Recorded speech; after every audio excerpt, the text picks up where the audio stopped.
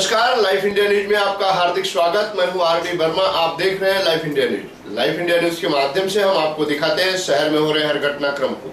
तो आइए देखते हैं आज के मुख्य समाचार। राष्ट्रवादी कांग्रेस पार्टी असंगठित कामगार थाने जिला ग्रामीण की ओर से महिला बचत गट के समस्याओं के प्रश्न व मार्गदर्शन शिविर समारोह। ग्राम पंचायत कांबा में राष्ट्रवादी कांग्रेस पार्टी असंगठित कामगार थाने जिला ग्रामीण महिला बचत गट की ओर से महिलाओं के लिए मार्गदर्शन शिविर का आयोजन किया गया था, जिसमें मुख्य रूप से महिला बचत गट की अनेक समस्याओं पर प्रकाश डाला गया। समस्याओं से जुड़े प्रश्न उभर कर सामने आए। बहुत सारी महिलाओं ने अपने प्रश्न सामने रखे। महिला बचत गट का विकास किस तरह से होगा, क्या करना चाहिए, इन सारे समस्याओं पर प्रकाश डाला गया। इस अवसर पर प्रमुख अतिथि के रूप में महाराष्ट्र राज्य प्रमुख राव साहेब दारकोंडे, महाराष्ट्र प्रदेश सचिव शरद जावड़े, ठाणे शहर महिला आघाड़ी रेखा मिराजकर, ठाणे जिला अध्यक्ष विजय हनुमान भगत, ठाणे जिला उपाध्यक्ष धोंडू वसंत मुनकर, तालुका उपाध्यक्ष प्रताप पाटिल, महिला आघाड़ी तालुका अध्यक्षा रंजिता, राष्ट्रवादी कांग्रेस पार्टी सदस्य अलका पाटिल, कांबे ग्राम पंचायत माजी सदस्य ज्योति प्रदीप भोईर, ठाणे जिला उपाध्यक्ष भालचंद्र पाटिल, ठाणे जिला उपाध्यक्षा शर्मिला राउत व अन्य प्रतिष्ठित मान्यवर उपस्थित थे। राष्ट्रवादी कांग्रेस पार्टी असंगठित कामगार ठाणे जिला ग्रामीण अध्यक्षा सरिता विजय भगत, उपाध्यक्षा संगीता महेश धुमाल तथा सरचिटनीस रंजिता विनोद भगत, इन पदाधिकारियों के अथक प्रयास व नेतृत्व में कार्यक्रम संपन्न हुआ, जहां उपस्थित वरिष्ठ पदाधिकारियों ने महिला बचत गट के अनेक समस्याओं व प्रश्नों पर मार्गदर्शन किया। लाइफ इंडिया न्यूज से शशि वर्मा की रिपोर्ट। किंवा या ठिकाणी कुठला तरी पाडा सांगितला, त्यामध्ये 4थी पर्यंत शाळा आहे आणि त्या 4थी पर्यंत शाळेमध्ये एकच शिक्षक आहे।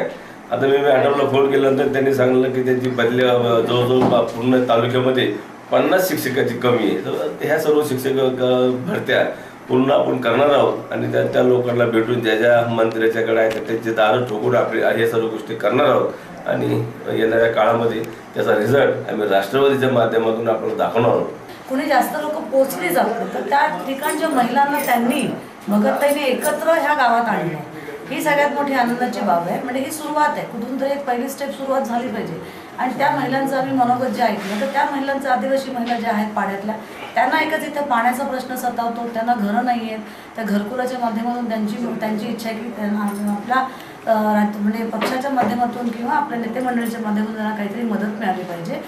अशा हेतूने हा आम्ही कार्यक्रम ठेवलेला। म्हणजे पूर्ण महिला बचत गट आमच्या गावामध्ये 60 गट आहेत, पण त्या गटांना एकाला सुद्धा गटाला म्हणजे फायदा होत नाही की या गटाचं म्हणजे काय करा। फक्त गट तयार केल्यात, पण त्यांचा म्हणजे पुढे कसा भरभराट होईल असं म्हणजे त्यांना काहीच माहिती नाही। या गटांना म्हणजे या गटांना मार्गदर्शन देण्यासाठी महाराष्ट्र प्रदेश साहेब आलेले होते। त्यांनी काही महिलांना, आता आदिवासी महिलांना मार्गदर्शन दिलेलं आहे। आता याच्या पुढे आम्ही बघूया, म्हणजे पुढे म्हणजे प्रयत्न करूया त्यांची कामं करण्याचा। एवढे 2 शब्द। पहलवान ग्रुप कोनगांव की ओर से कुश्ती महासंग्राम का आयोजन। तो आइए ले चलते हैं आपको भिवंडी के कोनगांव में, जहां हर साल की तरह इस साल भी पहलवान ग्रुप कोनगांव की ओर से कुश्ती का महासंग्राम का आयोजन किया गया था, जहां काफी छोटे बड़े पहलवानों ने अपने कुश्ती मुकाबला में भाग लिया और कुश्ती में बाजी मारी। काफी छोटे बड़े पहलवानों ने अपनी कुश्ती कला का प्रदर्शन किया, अपने से सामने वाले पहलवान को पछाड़ा और चित कर दिया। ऐसा निकाली जंगी कुश्ती मुकाबला जिसका निर्णय आए बिना नहीं रह सकता। तो कोनगांव के पहलवान ग्रुप ने इस साल बड़ी धूमधाम से कुश्ती महासंग्राम का आयोजन किया, जहां काफी पहलवानों ने अपनी कलाबाजी दिखाई। या ठिकाणी पहलवान ग्रुप कोनगाव यांच्या माध्यमातून भव्य अशा कुस्त्यांचं आयोजन केलं गेलं आहे। खरं तर या महाराष्ट्राच्या तांबड्या मातीतला हा मर्दानी खेळ टिकणे या खेळाचं जतन होणं आवश्यक आहे. या दृष्टीने या भिवंडी तालुक्यामधील ह्या संपूर्ण परिसरामध्ये हा कुस्ती खेळ जपण्याचं काम होत असतं. महाराष्ट्राच्या भूमीमध्ये अनेक ठिकाणी हा खेळ जपण्याचं काम होते, त्याचप्रमाणे या भिवंडी तालुक्यामध्ये होते.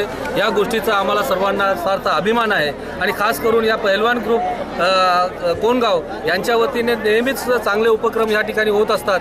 त्यामध्ये ह्या निकाली कुस्तीचा जो आजचा हा कार्यक्रम आहे निश्चितच चांगल्या प्रकारचा कार्यक्रम आहे. आयोजकांचं मी मनापासून अभिनंदन करतो. अनेकदा फॅड आले फक्त क्रिकेट आणि दुसऱ्या सामन्यांचे, पण आज या ठिकाणी जो अनोखा कार्यक्रम आहे कोंडगाव ग्रामपंचायतांनी सर्व त्यांनी पहिलवान ग्रुपने जो आयोजन केला आहे त्याबद्दल त्यांचं आभार मानतो. आणि कुस्त्या जिवंत ठेवल्या त्याबद्दल सुद्धा त्यांचा आभार मानतो. कारण ह्या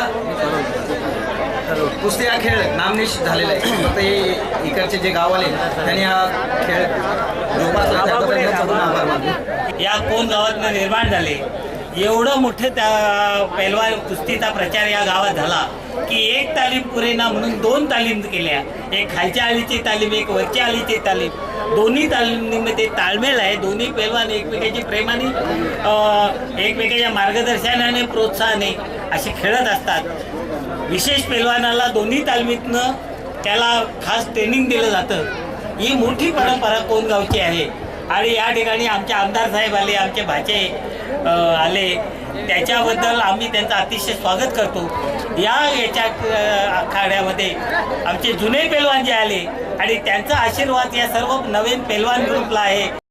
ग्राम पंचायत वड़ू में स्वर्गीय बाला साहेब चषक 2016 भव्य क्रिकेट स्पर्धा संपन्न। विजेताओं को दिया गया उचित आकर्षक सम्मान, पुरस्कार और ट्रॉफी। तो आइए ले चलते हैं आपको ग्राम पंचायत वड़ू में, जहां स्वर्गीय बाला साहेब चषक 2016 भव्य क्रिकेट स्पर्धा का आयोजन किया गया था, जहां काफी स्पर्धकों ने, काफी संघ ने भाग लिया था और अपने अपने खेल का प्रदर्शन किया।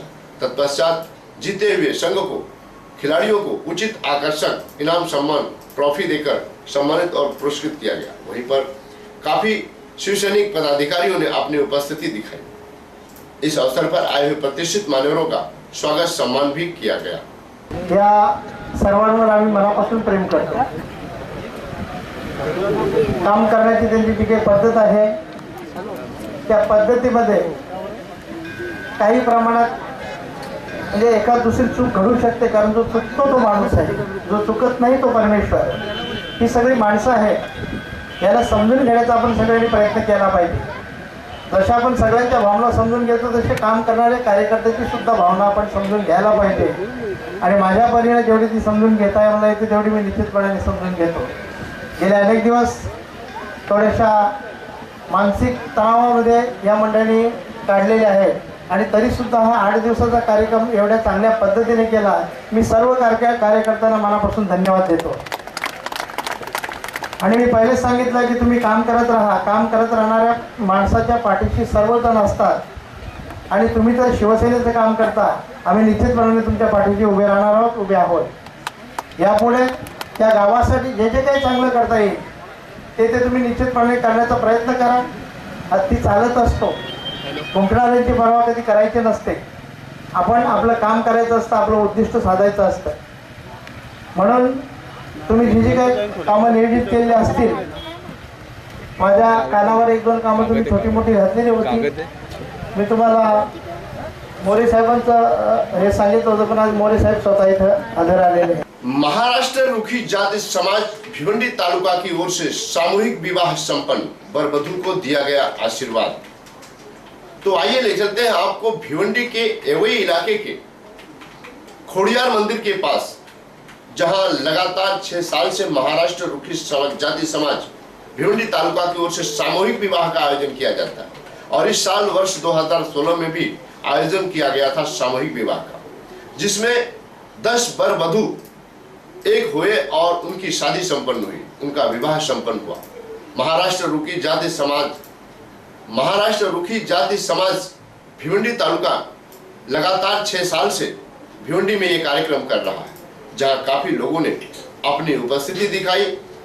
10 वर वधू अपने जीवन में एक रहने का, साथ रहने का और साथ जीने का वादा किया, जहां वैवाहिक दाम्पत्य सूत्र में बंध गए।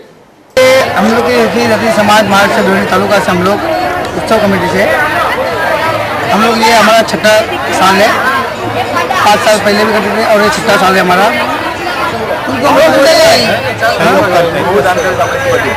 वही जब सहयोग पूरा हम लोग करते उसको जो संसार चलाने के लिए जो सामान घर के जो रहते मांडी भिंडी वगैरह जो कबाड़ युवा जो है सिंगल कास्ट वगैरह कन्यादान करके हम लोग करके देते। अच्छा कार्य करता ना उसको मैं बहुत खुश है और इसका ऐसा करो और तुम्हारा पिक्चर मैं आज 10 हो गया, अगले साल 20 होना चाहिए और उन लोग के पिक्चर मैं जो भी कम ज़्यादा होगा हम देख लेगा।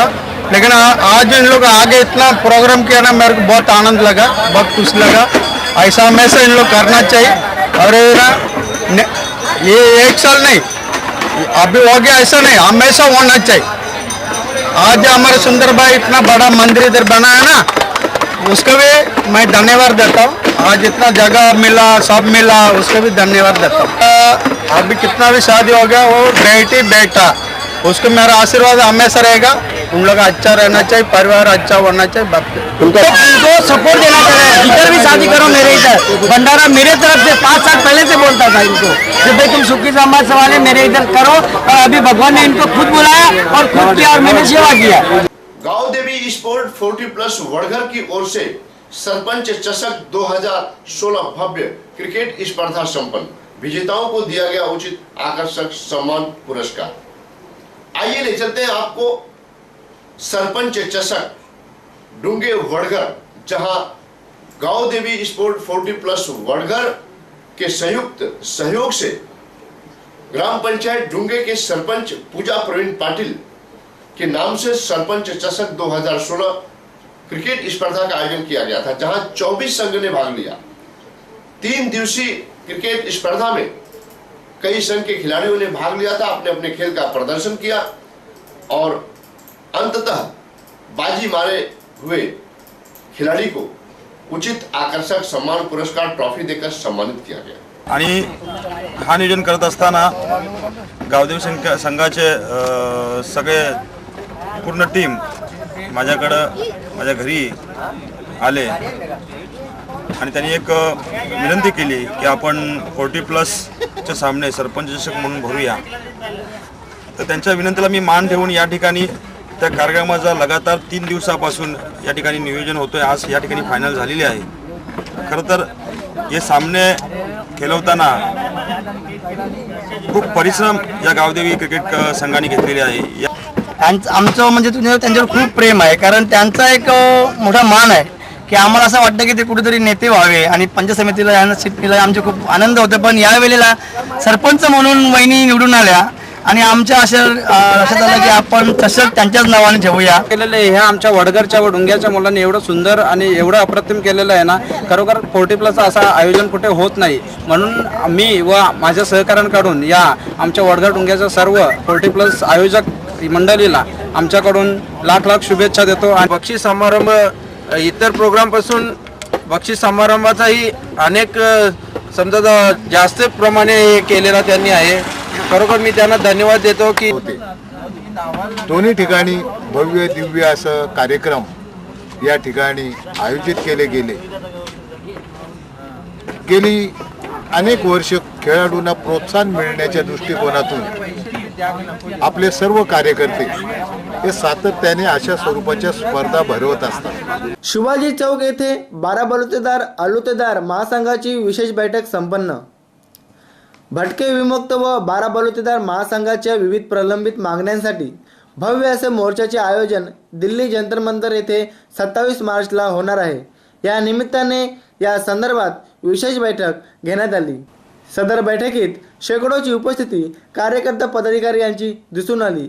या बैठकीचे आयोजन अरुण जाधव, अध्यक्ष 12 बलुतेदार महासंघ कोकण विभाग, तसेच नाभिक समाजाचे पदाधिकारी नागेश जाधव, युवा पदाधिकारी मयूर जाधव समेत विशेष अन्य पदाधिकारी यांनी केले होते। या बैठकीमध्ये शिवसेना आमदार रुपेश म्हात्रे यांनीही उपस्थिती दर्शवली व 12 बलुतेदार नाभिक समाजाची प्रलंबित मागण्या या विधान भवनात मांडून त्या सोडवण्याचा पुरेपूर प्रयत्न करीन असे आश्वासन देऊन समाजाला पाठिंबा असे जाहीर केले। तसेच महाराष्ट्र नाभिक महामंडळाने नाभिक समाजाची दुकाने शनिवारऐवजी सोमवारी बंद करण्याचा निर्णय घेतला असून या संदर्भात महाराष्ट्र नाभिक समाजाचे उपाध्यक्ष अरुण जाधव यांच्याशी चर्चा केली असता ते म्हणाले की सरकारी कार्यालयीन कामकाजे व शाळा तसेच विविध कार्यालयीन कामे ही शनिवारी पूर्ण दिवस उघडी नसतात, त्यामुळे नाभिक समाजाचे लोकांचे हाल होत आहेत. त्यामुळे सरकारी कामांसाठी सोमवार हा पूर्ण दिवस मिळेल या उद्देशाने नाभिक महामंडळाने हा निर्णय घेतला आहे अशी माहिती दिली. तसेच दिल्लीमध्ये होणाऱ्या विविध प्रलंबित मागण्यांसाठी मोर्चामध्ये मोठ्या संख्येने कार्यकर्ता पदाधिकारी यांना सामील होण्याचे आवाहन अरुण जाधव यांनी केले आहे. तो मेरे दोस्तों, ये अहद करना और अपने सीने में कसम खाना कि मैं अपनी औलाद का हक नहीं मारूंगा, मैं अपने बीवी बच्चों का हक नहीं मारूंगा.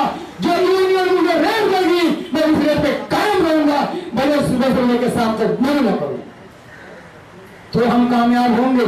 तो होने दो, और गांव का रहने दो, खेड़े का रहने दो, सिटी का रहने दो, किधर का भी रहने दो, लेकिन वो अपना नहीं चाहिए. बस उसको लेके साथ में आने का होगा. चलो अपन को दिल्ली अपनी मांग के लिए, अपने बाल बच्चे के सुखी जीवन के लिए अपन ये कोशिश कर रहे हैं. मांगेंगे नहीं तो कोई मिलेगा नहीं. आप सोचेंगे कि हम नहीं जाएंगे होएगा, तो ऐसा नहीं होता. भविष्य होना चाहिए, उनका फ्यूचर अच्छा होना चाहिए, उसके बारे में आप लोग को सबको हर एक को सोचने का अधिकार है. डॉक्टर का बच्चा डॉक्टर बने, इंजीनियर का बच्चा इंजीनियर बने, टीचर का टीचर बने, ऐसा तो कोई रूल है नहीं. अगर टीचर का बच्चा IAS बन सकता है तो हमारे नाभिक समाज के बच्चे क्यों नहीं IAS बन सकते. लेकिन उसके लिए हम लोग को सबको अगर हमारे समाज का विकास करना है, हमारे समाज की प्रगति करनी है, तो हमें एकजुट होना चाहिए. अगर एकता बना के रखेंगे तो हर चीज मुमकिन है. आज के लिए बस इतना ही. कल फिर मिलेंगे इसी वक्त इसी चैनल पर. तब तक के लिए इजाजत दीजिए. धन्यवाद. नमस्कार.